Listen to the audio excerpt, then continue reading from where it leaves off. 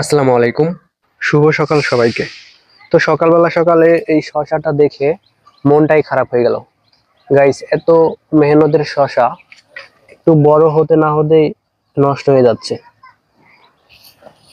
উপরের গুলাও আস্তে আস্তে, এই যে উপরে স্ক্রিনে কেমন যেন হয়ে যাচ্ছে, এগুলো মনে হচ্ছে কয়েকদিন পরে নষ্ট হয়ে যাবে।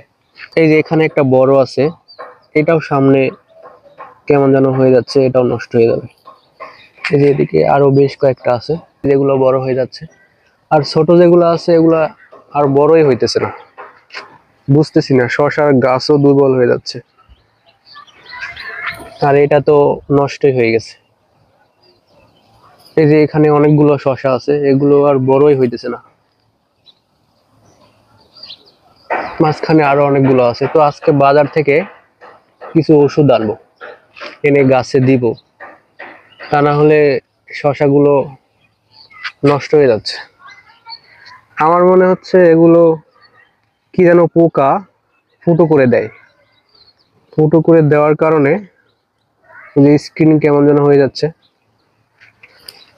আহ, এটা দেখে খুব কষ্ট লাগতেছে। এত যত্ন করে বড় করতেছি, তো নষ্ট শশাটা আমি এখন ছিঁড়ে ফেলবো, তা না হলে এটার কারণে পাশের গুলো নষ্ট হয়ে যেতে পারে। বাপরে, অনেক শক্ত। গাইস, কত শখের আমার শশা। এখন বাজারে শশার যে দাম, 80 থেকে 100 টাকা কেজি। এই শশাটা এই শশার আগে ধরেছিল, বাট ওইটা অনেকটাই বড় হয়ে গেছে। কিন্তু গাইস, এইটা দেখেন, অবস্থা একদমই খারাপ। তো আমি এখন ভিতরে ভেঙে দেখি কিছু আছে কিনা। এই যে গাইস দেখেন, ভিতরে পোকা ধরে গেছে। এই যে এটা আরো বেশি নষ্ট হয়ে গেছে।